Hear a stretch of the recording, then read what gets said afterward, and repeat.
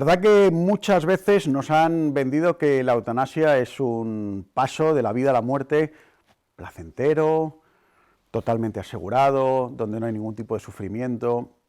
Pues lamento decirles, en contra del relato oficial, que es mentira, absolutamente falso. En primer lugar, hay muchas personas que cuando piden la eutanasia lo que realmente están diciendo es, uno, no quiero sufrir tanto, y dos, necesito que alguien me haga caso.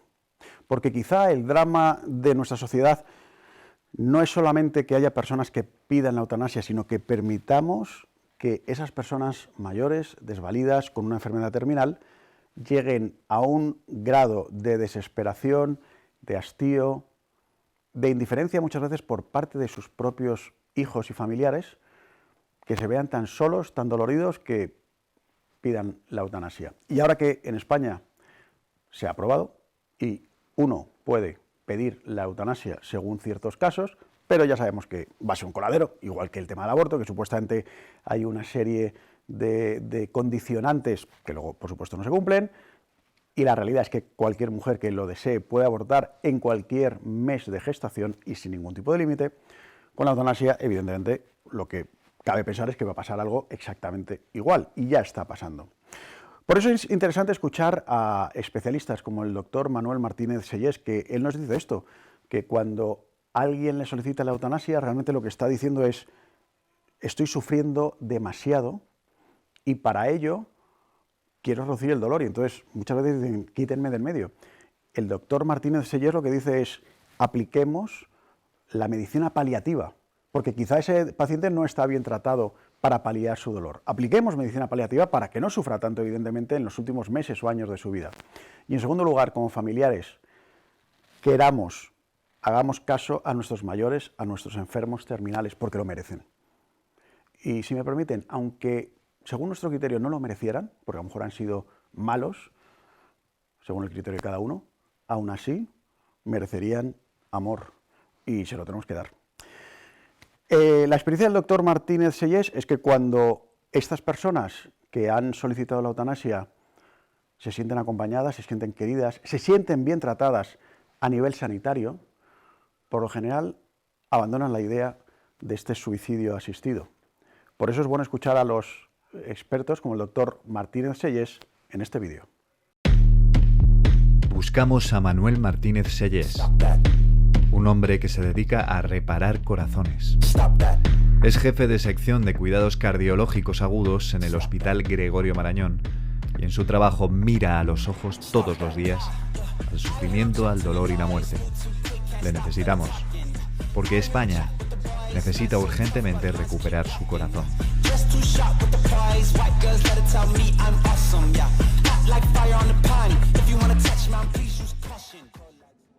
Usted es cardiólogo, ¿no? Si no me equivoco. Yo soy del Atleti, así que en algún momento de nuestra vida nos vamos a cruzar. Espero que me salve. ¿Cómo llega a ser cardiólogo? ¿Qué le lleva la vida a decidir que quiere ser médico? Yo creo que un poco a mí lo que me atrajo, porque es verdad que yo dudé algo, porque también me gustaba mucho la historia, lo que me atrajo de la medicina es la posibilidad de combinar lo que es la ciencia, pero también con un componente humano muy importante, ¿no? Y esto es probablemente el motivo por el cual yo creo que nuestra profesión es tan bonita, ¿no? Que no sea solo el aspecto científico, sino que tenga un componente humano importante, ¿no? Y eso es lo que al final pues, acabó por decidir. Yo soy del Atleti, entonces soy sufridor, pero bueno, estoy seguro que usted ha atendido a personas que sufren de verdad y que han tenido enfermedades complicadas. Imagínese que soy pues, una de esas personas, que tengo una enfermedad mortal, terminal, y que estoy sufriendo y vengo a su consulta o a un familiar a su consulta a decirle que me quiero morir, que quiero que me practiquen la eutanasia. ¿Qué me diría? ¿Qué es lo que diría ese paciente? Pues probablemente le preguntaría el por qué, ¿no? Porque a lo mejor es un paciente que tiene ese deseo porque está con unos síntomas que no están bien controlados, o porque se encuentra abandonado por su familia, o a veces por los profesionales, por el sistema sanitario, ¿no? Yo es verdad, recuerdo una compañera mía, médico de familia, que sí me contó que se lo había dicho una paciente, ¿no? Y entonces ella lo que hizo fue ver cuál era la situación que tenía esta paciente, tanto desde el punto de vista clínico, de síntomas, pero también desde el punto de vista social. Entonces esta compañera lo que hizo fue tratar los problemas que tenía, también pues la remitió a trabajo social para que viera, y a la semana siguiente esta misma paciente le llevó una tarta de manzana, ¿no? Con lo cual ella decía, oye, pues qué bonito, ¿no? Que una paciente que me había pedido eso. Pues claro, porque muchas veces cuando un paciente te dice eso, más que pedir la muerte, lo que está pidiendo es una llamada de atención. Y nosotros lo que tenemos que estar es en el cuidado de nuestros pacientes para conseguir que aquellos pacientes que tienen enfermedades avanzadas no tengan un sufrimiento y qué es lo que podemos hacer para ayudarles a no sufrir, ¿no? Estamos acostumbrados a definiciones muy teóricas sobre las cosas, como a buscar en un diccionario, ahora el diccionario es Google. ¿Qué es la eutanasia desde su punto de vista médico? ¿Qué es la eutanasia en sus palabras?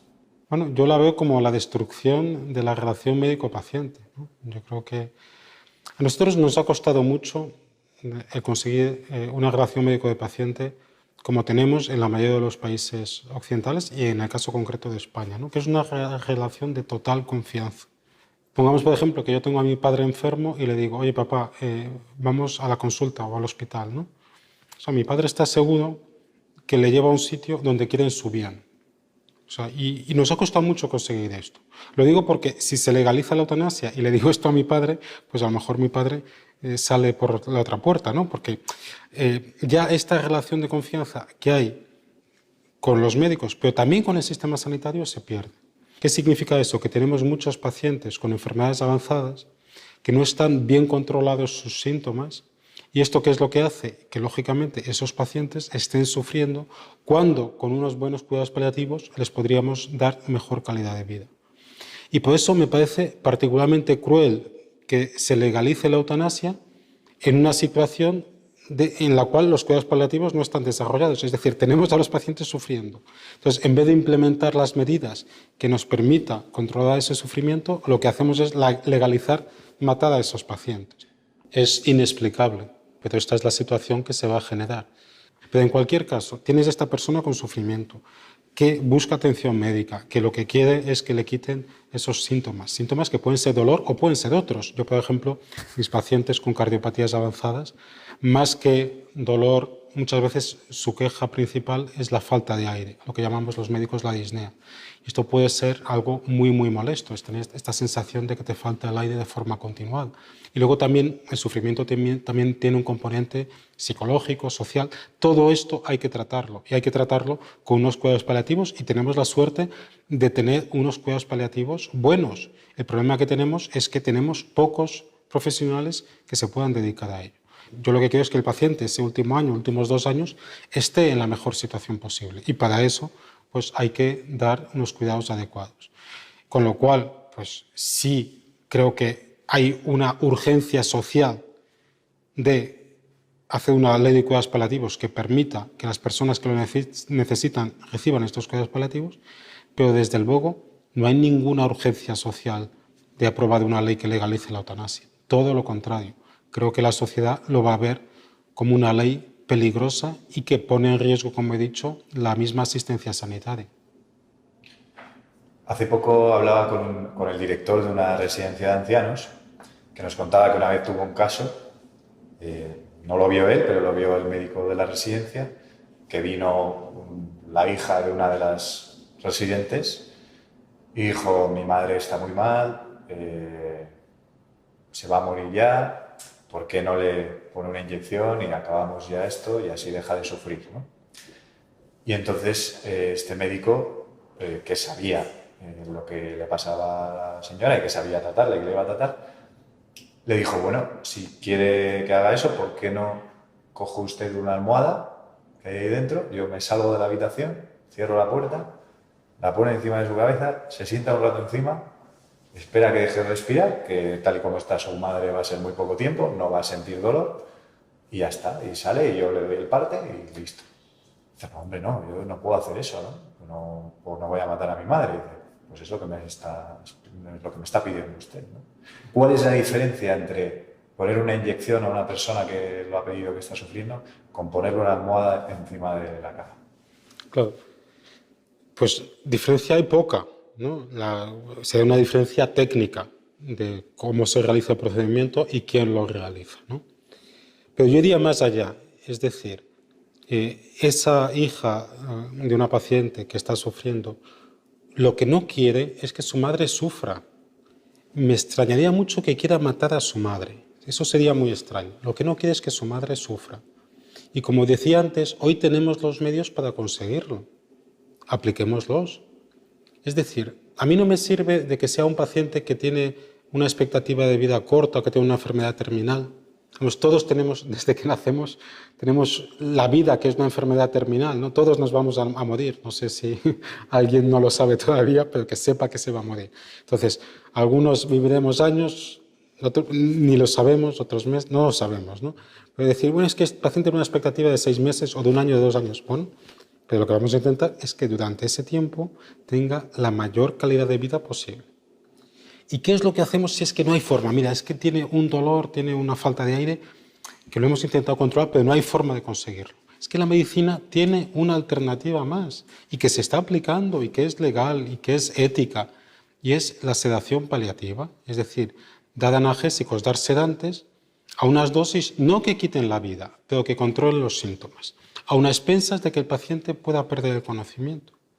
Cuando vemos a pacientes que están sufriendo, actuemos como médicos, no como verdugos. Es decir, si yo tengo un paciente que está sufriendo, es para dar un tratamiento a mi paciente que permita controlarle esos síntomas.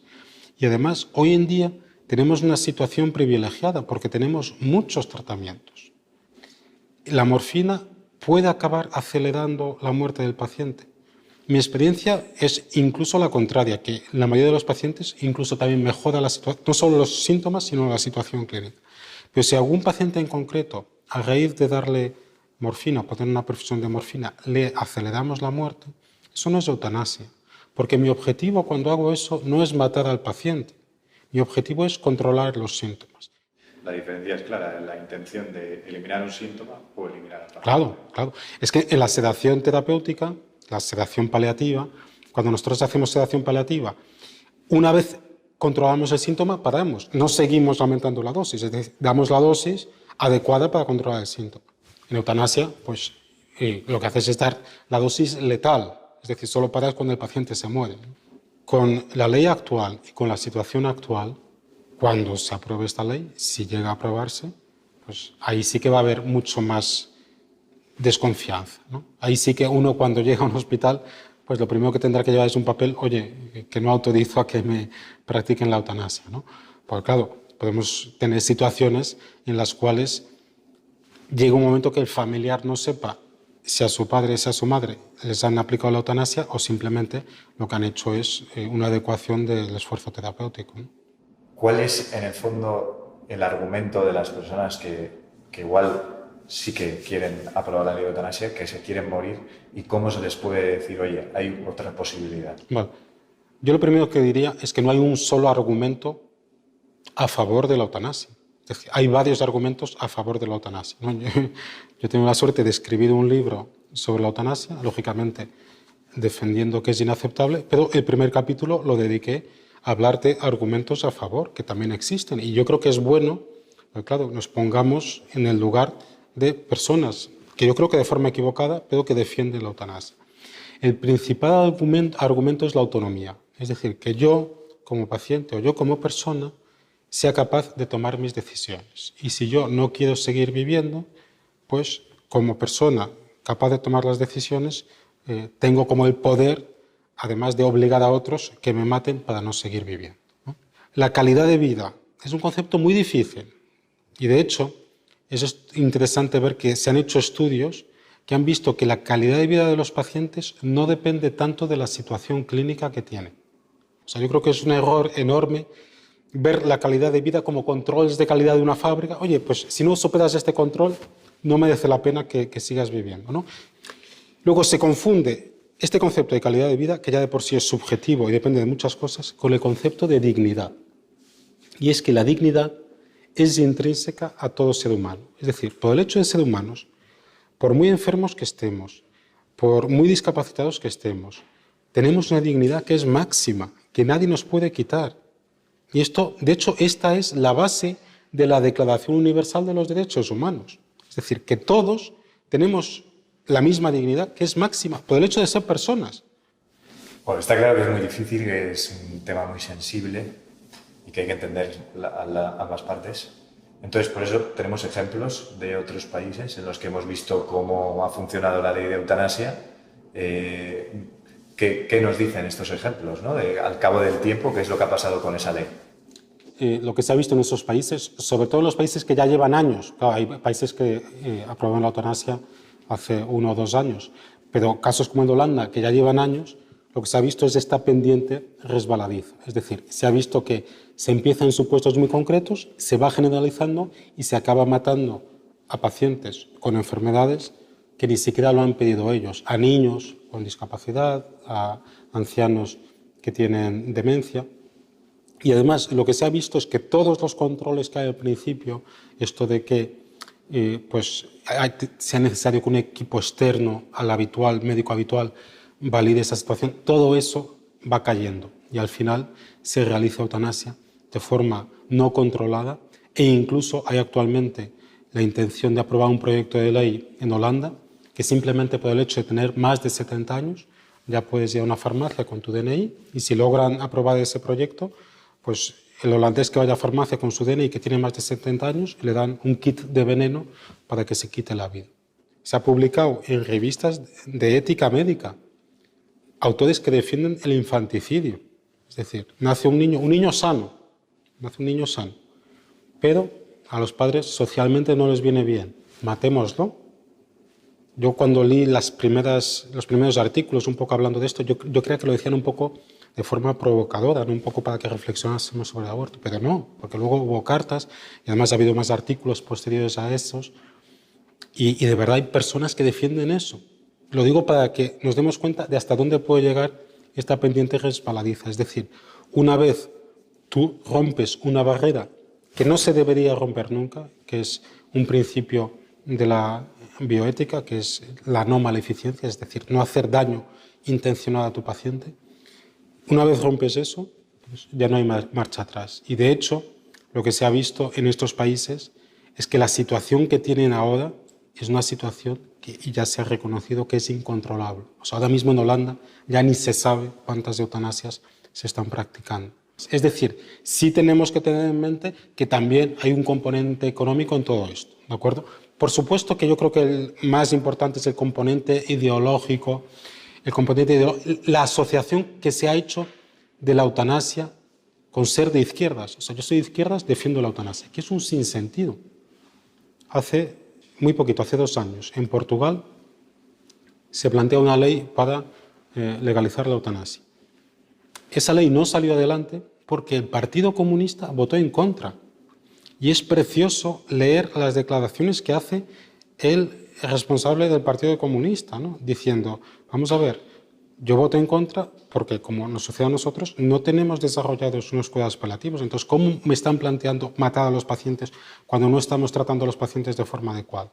Además, se supone que ser de izquierdas es defender a los débiles, a los que están en una situación más delicada, a los que tienen menos posibilidades económicas. Porque si se aprueba la eutanasia, ¿en quién se va a realizar? Es decir, si yo tengo mucho dinero, ya me iré a una clínica privada donde se asegurarán que viva todo lo que puedan, porque estoy allí dejando mi dinerito, ¿no? Se supone que aprobar la ley de la eutanasia es ser progresista, con lo cual yo no entiendo, porque es un retroceso enorme, con lo cual no entiendo cómo se pueden considerar progresistas personas que defiendan la legalización de la eutanasia. ¿Qué es lo que hay que hacer de un paciente con una enfermedad avanzada? Procurar, uno, que esté lo mejor posible. Probablemente procurar que esté en casa, que en eso nos equivocamos muchas veces porque en España ya lo más habitual es morirse en el hospital. Y en el hospital se muere uno mal. Es decir, yo creo que lo ideal es morirse en casa. Es verdad que hay algunas enfermedades en las que eso es difícil, por los cuidados que se necesitan, pero bueno, con unos buenos cuidados paliativos domiciliarios, lo mejor sin duda es morirse en casa. Y además, si eso no es posible, lo que tendríamos que intentar es de cierta forma llevar la casa al hospital, es decir, que el paciente se muera pues, rodeado de sus seres queridos, pues, en el ambiente más cercano, lo más parecido a lo que pueda ser su casa, ¿no? ¿Qué es lo que sucede? Que si en vez de eso, en un paciente que está sufriendo, no le damos opciones, no le damos un acompañamiento domiciliario, no le damos fármacos que le puedan quitar ese sufrimiento y la única alternativa que le damos es matarle, esto, por eso digo que es particularmente cruel, porque solo se da una alternativa que además es éticamente inaceptable cuando ni siquiera se le propone la alternativa que le permite seguir viviendo en buenas condiciones. Entonces me parece muy grave. Es empujar a la gente a querer morirse. Efectivamente. ¿Qué le ha llevado a usted, no sé si tal vez algo personal o algún paciente que tuvo, algún testimonio, a defender todo esto, a haber escrito un libro acerca de la eutanasia? ¿Qué es lo que a usted le mueve a estar hablando conmigo sobre esto? Bueno, yo creo que han sido fundamentalmente dos motivos. Uno, porque me doy cuenta que hay mucha confusión. Digo que hay confusión en gente bien intencionada, que es lo que pues, más preocupado me dejó, ¿no? Como en España la situación de cuidados paliativos no es buena, muchas veces se aplican los cuidados paliativos muy al final y el paciente ya asocia cuidados paliativos a que me voy a morir, ¿no? Con lo cual, pues, es en el fondo la pescadilla que se muerde la cola. Entonces, la confusión fue lo que me impulsó, sobre todo, a escribir el libro y intentar. Y luego también, yo creo que la responsabilidad que tengo como médico de mis pacientes. Es decir, a mí me preocupa mucho que el día de mañana alguien pueda matar a un paciente mío. Eso me dolería mucho. Yo, por supuesto, que jamás mataré a un paciente. Yo, si se legaliza la eutanasia, pues al día siguiente estaría haciendo objeción de conciencia. Eso no tengo ninguna duda. Pero que alguien lo pueda hacer, eso creo que como médico tendríamos que intentar evitarlo de todas formas posibles. Lo que hay, independientemente de que se legalice, como médicos tenemos la responsabilidad de intentar que nadie mate a nuestros pacientes. Me pongo como un poco abogado del diablo, aunque no me gusta nada, pero tal vez una persona que le hablemos de cuidados paliativos podría pensar que me van a alargar el sufrimiento. Esto éticamente no es aceptable y esto no se hace, no se debe hacer, ¿no? Es decir, si nosotros, yo por ejemplo, veo con cierta frecuencia pacientes que han tenido una parada cardíaca. Entonces, a raíz de la parada cardíaca durante un tiempo no les llega oxígeno al cerebro, entonces tienen una serie de complicaciones. Nosotros esos pacientes cuando llegan al hospital hacemos todo lo que podemos por ellos, ¿no? Todo lo que podemos, que puede incluir usar no solo un respirador que respire por el paciente, máquinas pues, que pueden hacer las veces de corazón, de riñón, es decir, hacemos de verdad todo lo posible. ¿Por qué? Porque creemos que muchos de esos pacientes tienen una alternativa y gracias a hacerlo, algunos conseguimos que sobrevivan. Ahora bien, cuando estamos en esa situación y vemos que el daño que ha tenido el paciente ya no es recuperable, no tiene sentido seguir prolongando artificialmente la agonía de este paciente.